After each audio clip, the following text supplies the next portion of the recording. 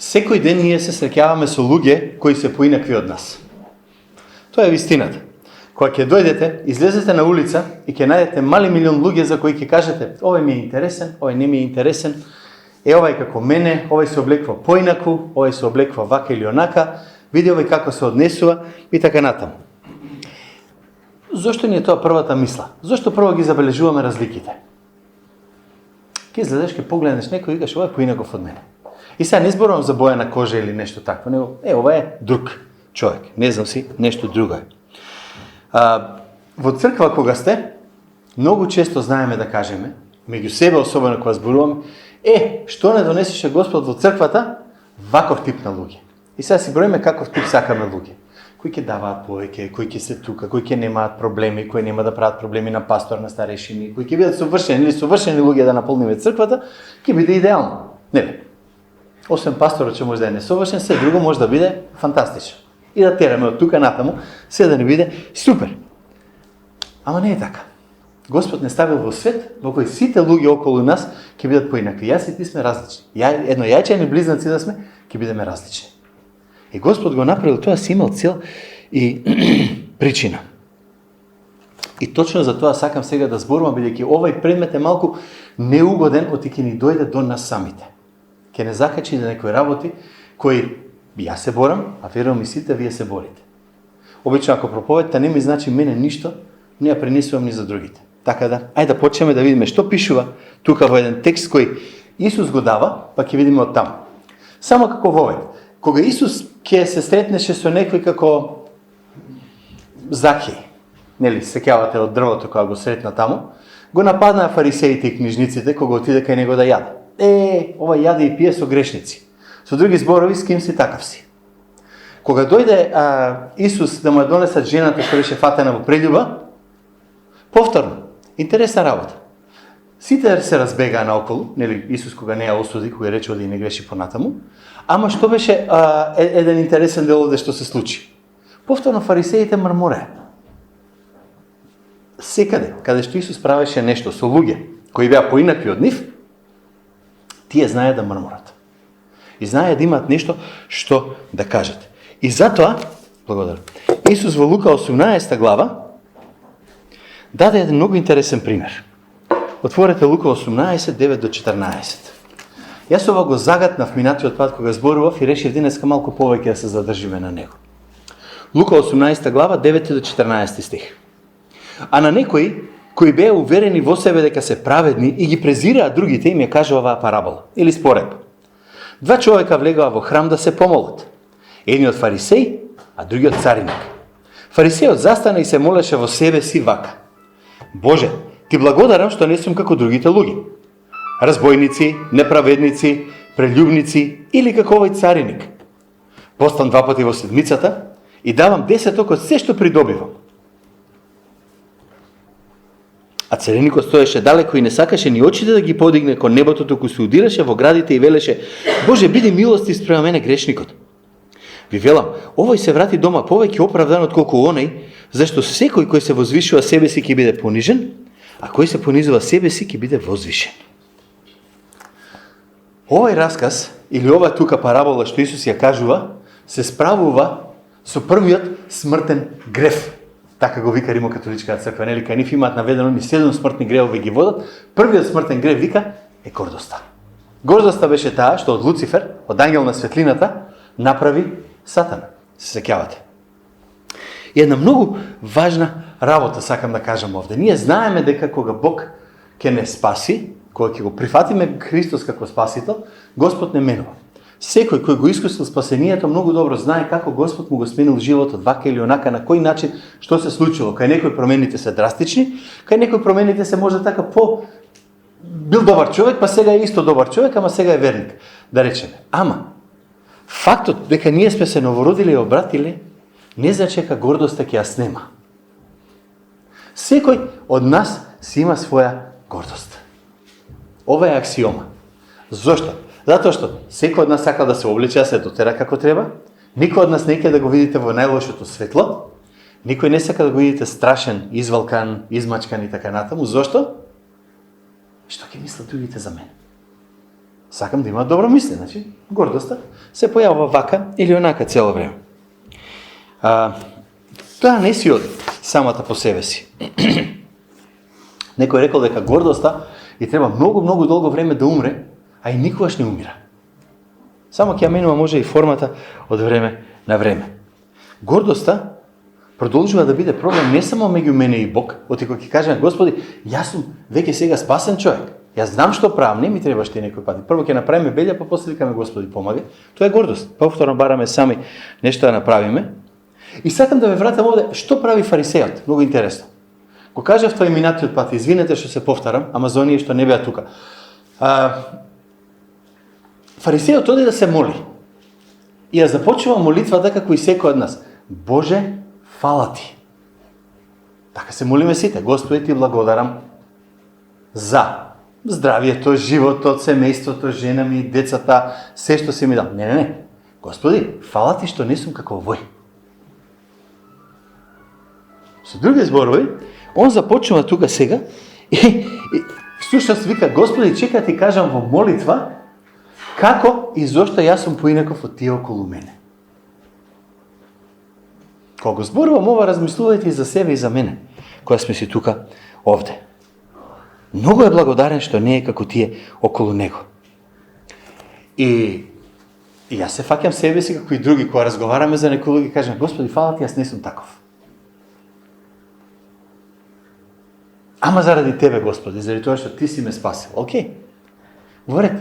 Ама ајде да почнеме од тоа, Боже, ти благодарам за твоето спасение, што си ме направил ваков како што сум. Наместо да се споредам, јас не сум како тој. Ај споредбата биде со Господа, наместо со тој другиот. Да пробаме барем така да ги погледнеме работите. Овој тука даночникот, цариникот што го викаат они, влегува во храмот, свесен е за својата ситуација, неќе очите да ги подигне кон небото, плаче и вика, Господи, смилувај се на мене, грешниот. Ништо повеќе, ништо помалку не бара. Бара милост. И Христос вели, тој си замина оправдан. Доби оправдување. Што значи оправдување? Оправдување значи дека Господ го гледаше како да нема греф.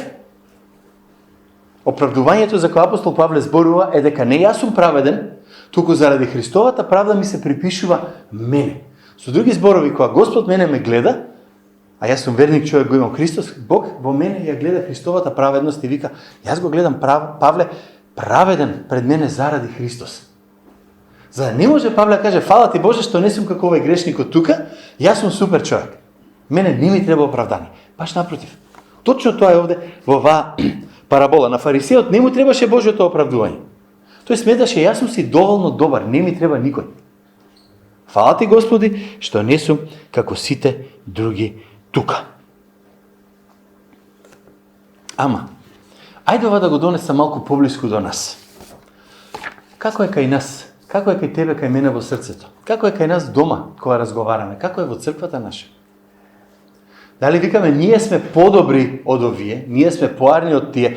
Знаете колку често во проповед ќе чуете ние во црквата и тие во светот? И јас сум се фаќал во таа замка. Ние во црквата сме тука.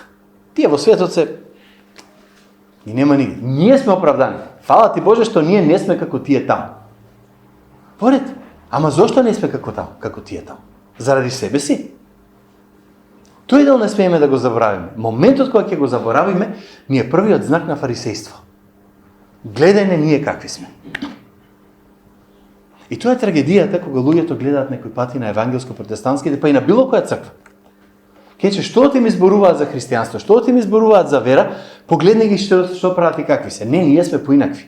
Ево, што сте вие поинакви? Ами, ние не правиме тоа. Океј, ами што правите? Па ништо. И се наоѓаме себе си во една дупка, во класична фарисејска заблуда. Седете се, ќе почнеме, глеј, јас и ти сме си супер пријатели, не сме као ние двајца таму што се спокара. Колку сме ние подобри. И ова не е случајно, ова се го кажуваме јавно, јасно и гласно, свесно. Повторно, зборувам и за себе си, и зборувам понатака. Се што ќе ни даде Бог, дали се дарови индивидуално, дали ќе биде имот, знаење, разбирање, било што, да го гледаме како дар и како подарок, не како нешто заслужено. Да го гледаме како нешто што сме го добиле од Господа и во било кој момент може да го загубиме. Во Босна се сретнав со една жена, почнав да правиме муабет и почна ми кажува дека работела во Германија долго време и се вратила назад, сега тука живее и работи. Помага во една локална црква. Ја прашав што работеше во Германија, вика работев, гледав една жена, вика, која имаше Алцхаймер. И со неја вика до незината смрт. Викам, не ти беше лесно, нели? Ич не ми беше лесно, вика, особено па на жената ти беше ужасно тешко, затоа што беше професор, доктор на науки. И во моментите кога беше, вика, луцидна, и кога беше, вика, свеста, и беше многу крива за ситуацијата во која се наоѓа, и одеднаш после пак не ќе забега и ќе се загуби. Што мислите, колку треба да се изгуби богатство, да се изгуби памет, да се изгуби нешто друго, ако Господ тој што ни го дал, ни го земе еден ден и каже, не ти го давам веќе. Да не се фалиме со нешто, Боже, фала ти што јас не сум ваков. Најважната молитва која можеме секој ден да ја молиме за себе и за нашите блиски е, Боже, дај ни едно благодарно срце. Кој ќе се разбудам да кажам, Боже, фала ти што си ми го дал ова и ова. Да не завршиме, фала ти што не сум као оној таму. Ако имаме благодарно срце, ако знаеме дека секој добар дар, секој совршен подарок доаѓа од Господ на небото, многу поинаку ќе го живееме животот.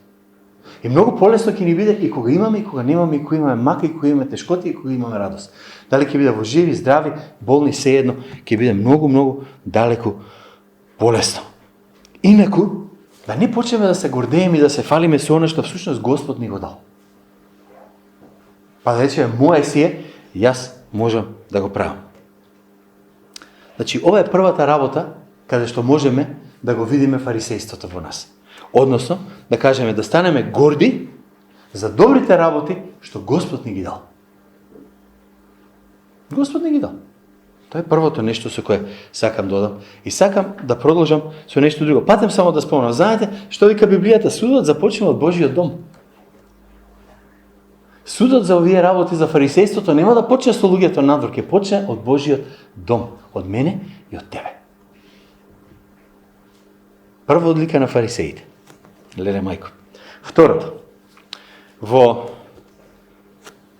близко, врзано со овој проблем на гордоста, е второто нешто, јас сум ги побркал, слайдовите. И затоа може да ги исклучам.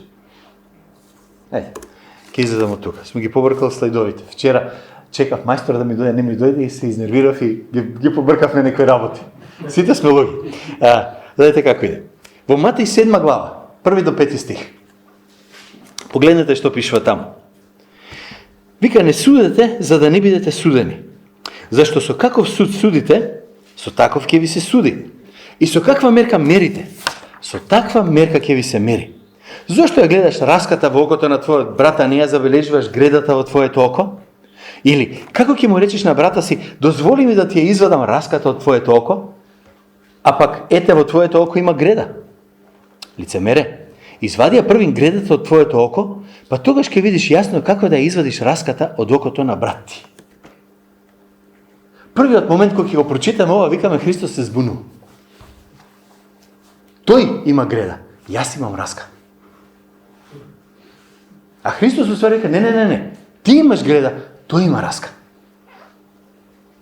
Ние викаме, не е така. Моите греови се помалечки од неговите. Христос вика, не ќе да е така. Твоите греови се поголеми од неговите. И сега ние мислиме, ама ваков или онаков грех. Не. Поентата е друга. Ние секој пати за себе мислиме дека сме подобри од другите. Секој пати ние сме подобри. Фала ти што не сум како тој. Па се враќаме на истиот расказ овде, каде што може да го видиме.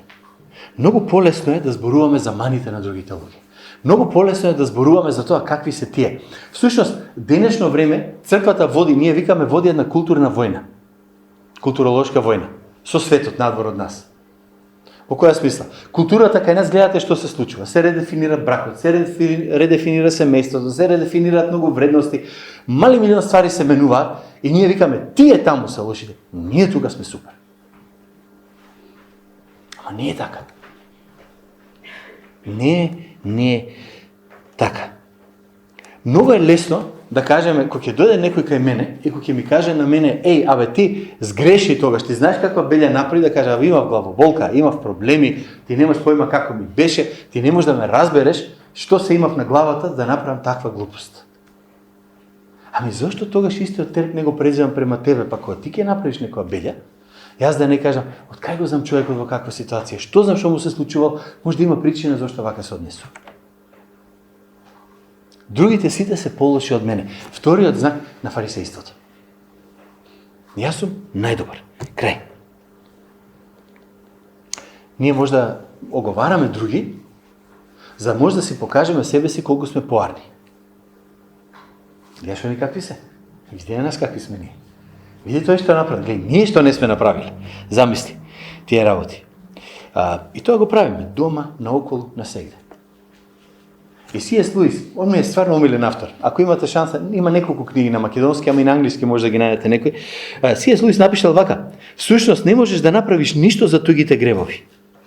Па зошто тогаш не се справиш со твоите? Многу едноставно, многу просто прашање. Јас не можам да ги решам твоите гревови и твоите проблеми. Што сум се засекирал толку за нив? Боже, фала ти што не сум таков. Да се погледам себе си, да си го решам мојот проблем, моите ствари што се тука. Исус не предизвикува и вика, не се споредувај со другите. Реши си го твојот грев. Кога се споредуваш со другиот, го имитираш овој фарисејот тука. Кога гледаме критички на другите луѓе. Една друга област, кај што тој скриен фарисеј, ај така да го кажам, ќе се појави или се појавува, е нашата желба да ставиме нагласок на надворешни дејства и јавно практикување на религија. Денеска излегувам и комшијата што ми е над мене и книговодителот што ми е вика, си тргнал на црква? Да. И сега си викам, нормално, ти си седиш става дома, ќе гледаш телевизија, јас сум на црква. Видиш тоа, јас сум подобар од тебе. Надворешната религиозност ќе ни е битна. Не зборувам тој каков е. Пазете, немојте некој сега да каже, ама чекај да ти кажам какви се тие. Ние знаеме дека тие си имаат своји проблеми. Ние зборуваме за нас и ние и нашите проблеми. Од наша страна го гледаме ова, сакам да го погледнеме. Во Матеј 6 глава, 1 стих. Внимавајте да не ја вршите својата правда пред луѓето, за да ве видат тие, инаку немате награда од вашиот татко кој е на небесата.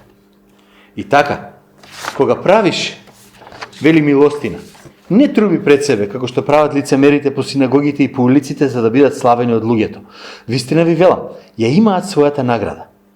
А ти, кога правиш милостина, нека не ти знае левицата што ти прави десницата, за да биде твојата милостина во тајност. И твојот татко кој гледа во тајност ќе те награди јавно. И кога се молите, не бидете како лицемерите, кои сакаат да се молат, стоејќи по синагогите и на аглите од улиците, за да ги видат луѓето. Вистина ви велам, ја имаат својата награда. А ти, кога се молиш, влези во твојата скришна соба, затвори ја вратата и помоли му се на твојот татко кој е во тајност, и твојот татко кој гледа во тајност, ќе те награди јавно. И продолжува вика, а кога се молите, не употребувајте напразни повторувања како народите, зашто мислат дека ќе бидат послушани заради многуте зборови. И така не бидете како нив, зашто вашиот татко знае што ви е потребно, уште пред да го помолите. Која е поентата? Баталија твојата религиозна фасада, таа нема да ти помогне да го добиеш од Бог тоа што го бараш. Само ќе те направи фарисеј пред другите. Знаете каква е таа религиозна фасада? Ке си одам во црква редовно, ке отиде ке однесе нешто во црква, ке направи нешто за црквата, ке направи ваму или таму разни работи ке каже, се ке биде во ред, ке биде главен, ке биде центар, ке биде на бина, ке биде ваму таму, а всушност сето тоа го прави за да покаже гледајме кој сум јас. Наместо да биде, ова е за служба на нашиот Господ. Знаете, ова е, ке стојам напред за да ме видат. Ако дадам, барем еден човек да ме види оти сум дал, па да каже на другите. Барем еден да има. Да може да каже, ево, браво, свака част, иначе, кој ќе знае? Што мислите? Зошто луѓето сакаат од надвор да го покажуваат богатството? Види кој сум јас, што саат носам, што прстен имам, што телефон имам и така натака. А во црквите? Видиме кој сум јас. Гледај што служба имам, гледај која функција имам, гледај што имам, гледај што има во моето CV и така натаму и така натаму. Види мојата религиозност каква е. На времето во мојата арогантност како млад тинејџер, 16, 17 години, после моето обраќање, еднаш се најдов во една црква тука во Скопје, црква која не ја сметаме баш мејнстрим протестантска црква, ај така да кажам. И таму тој што зборуваше кажа нешто што не беше во ред. Тврдеше дека Христос не е начин на спасение, дека треба Христос и уште нешто за човек да се спаси. Јас почнав да дебатирам со него и тој се сврти и ми вика: "Па валјда јас знам повеќе од тебе, јас сум пастор." И поентата беше: "Видиме кој сум јас." И мојата арогантност: "Па што ако си пастор, кој грешиш?" Не бевме во ред, ама сакам да кажам, онаа фасада која ќе ја ставиме пред себе, може да изгледа убаво пред луѓето, ама на Господ многу не го импресионира, ако смеам така да кажам. Во Матеј 23 глава, кога Исус вика: "Тешко вам фарисеи", таму вика дека тие уживаат да ги поздравуваат. Затоа, например, јас бегам од титула. Нити мојата академска титула немам пред името, тоа си зборам за себе си, нити оваа титула, например, тука. Кога ќе видам луѓе ќе почнат величасни, ревренд, поштован, господин и така натаму, искрено си викам: што е поентата? Не знам. Тоа секој си знае сам за себе како и што го прави. Ние сакаме да покажеме колку е нашето христијанство добро. Сакаме да не видат колку е добро, за да не пофалат од таа страна. Фала ти Боже што не сум како оние што скокаат црква секоја недела. Пак фарисејот се појавува, малце, можеби поинаку.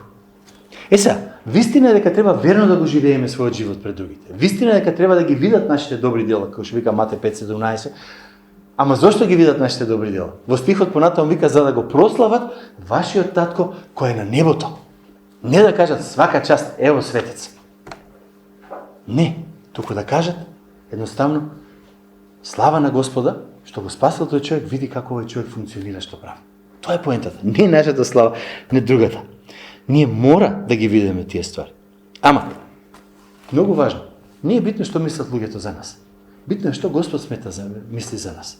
Ова не е она изговор: "Господ нека ми суди, не луѓето." Скраја да е. Ако Господ ми суди, тешко мене. Јас сум веќе осуден. Ама во смисла дека луѓето имаат право да кажат: "Еј, твоите зборови, твоите дела не се совпаѓаат." Мора да внимаваме на таа работа. Треба да си го поставиме прашањето: на кој му се молам јас уствари кога се молам? На кого се молам? Заради кој ја кажувам молитвата на почетокот? Нема да му е кратам проповедта на Никола. Ама се сеќавате кога он зборуваше за пророците на Баал минатиот пат? Од Савајле кога тргна до вечер се утепаа молејки и повтарајки. Мале милион зборови испокажа. 450 луѓе толку сеат и милиони зборови се изговорени. Не им помогна. Или ако го сакаше се помоли со кратка молитва и Господ заврши се што требаше да заврши. Многуте зборови не носат одговор на молитва. Многуте зборови, не кичените зборови, сладките молитвички не го импресионираат Господ. Тие се зборуваат да ги импресионираат луѓето околу нас. Ние застануваме, викаме: "Господи, имам мака." Нашата молитва треба да биде молитвата на Петар: "Господи, спаси ме, тонам." Немаше, мили драги Господе, чека ти кажам колку си велик, тоа е се во ред. Ако е заради Господа, ако е да ме видат луѓето како се молам, заборавете. Знак, повторно ќе речем, на фарисејство.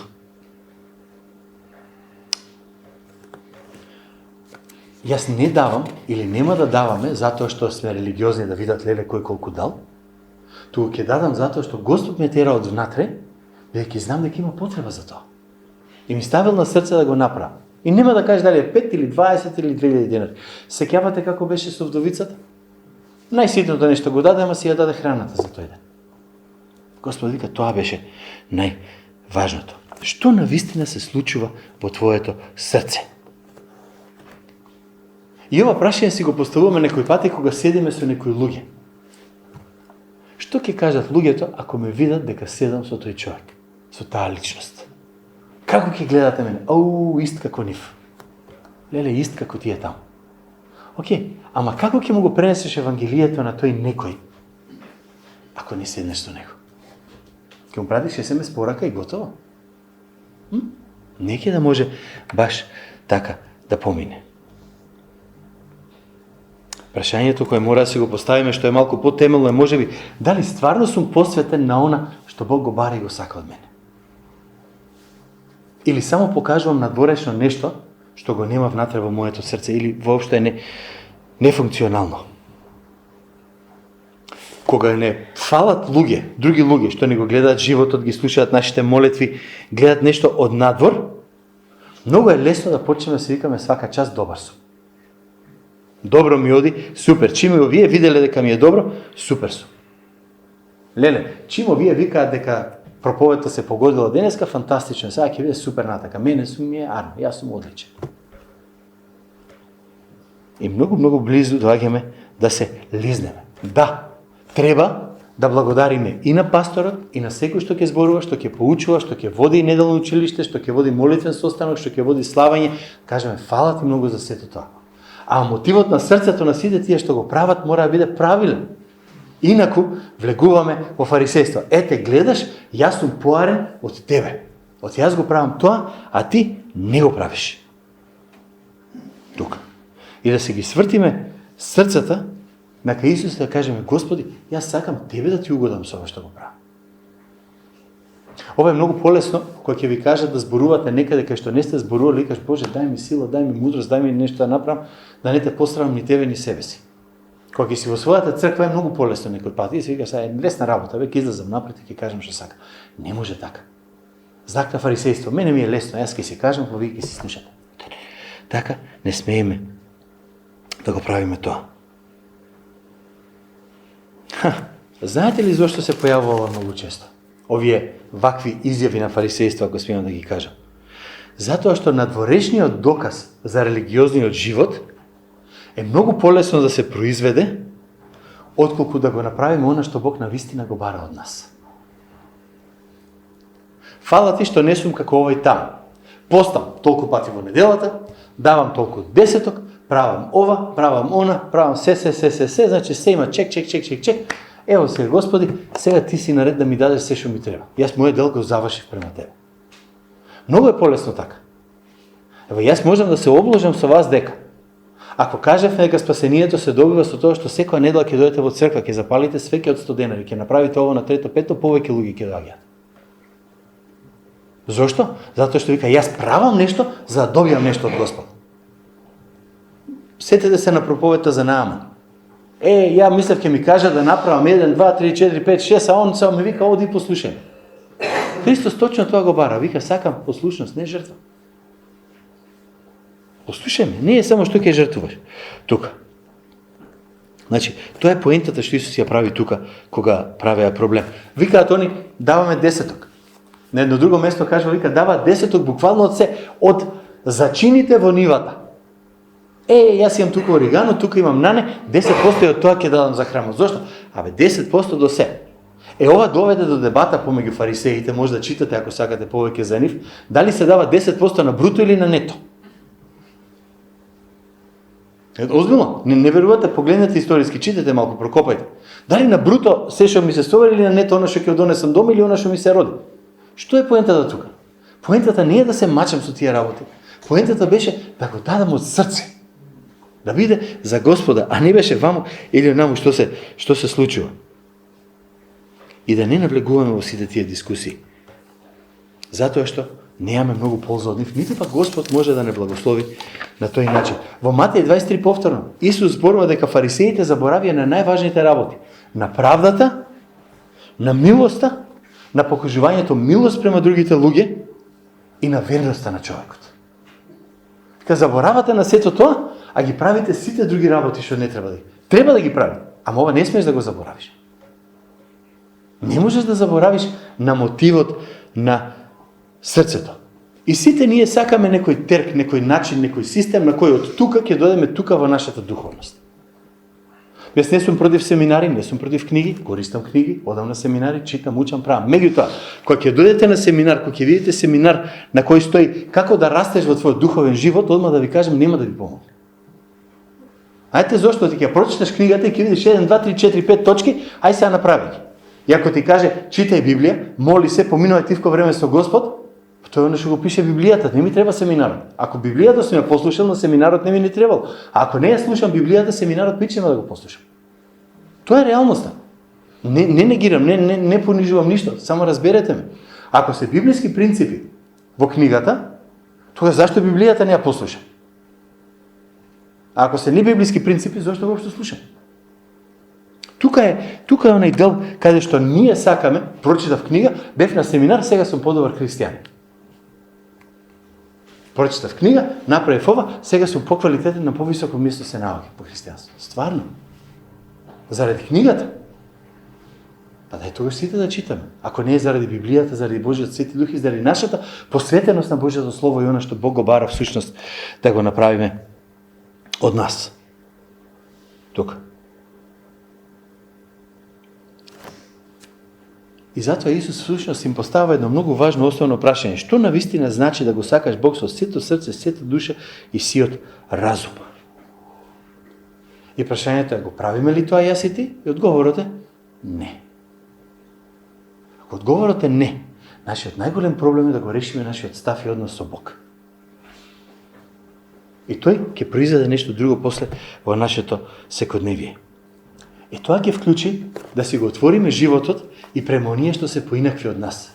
Оние за кои викаме фала ти Господи што не сум како тој. И кога тоа ќе го направиме, ќе не кошта. Ќе не кошта. Бидејќи простувањето секогаш кошта. Милоста секогаш кошта. Секогаш кога ќе се отворите себе си према некој да му покажете љубов, се отварате за да бидете повредени. И тоа значи да ве чини да ви се врати назад и пак да ве кошта да платите цена. Некој ќе ја плати цената. Ама ако не ја платите цената, ќе биде муабетот фала ти што не сум како тој таму. Повторно, сакаме да се издвоиме и да бидеме многу поинакви. Да, некој пати луѓето се збркани, некој пати нас не прават проблеми. И знам колку пати ни носеле други луѓе проблеми кај нас дома. И тој проблем после ти тежи, па ќе разговараш со жената и па ќе се расправаш за нечии трети проблеми така натаму. Ако не сте го имале тоа искуство, ќе го имате, верувајте ми. Сигурно ќе го имате. Тоа е реалноста на животот што го прави. Ама, основната поента е оваа. Ќе се поставиме ли фарисејски фала ти што не сум таков? Или ќе речеме, Господи, дај во оваа ситуација помогни ми да те покажам тебе. Да видиме како може нешто да направиме од оваа ситуација, да излеземе, нека скршат, нека извалкано, ни ги однеле, зеле заем, не го вратиле заем од седе. Господи, дај да го решиме ова каде што сме. Ако можеме. И сами не можеме да го направиме тоа. Бог ќе ни треба, ќе викаме, Господи, дај ми помош, ми треба буквално секој ден. Мартин Лутер на едно место има напишано дека бракот е школа за карактерот.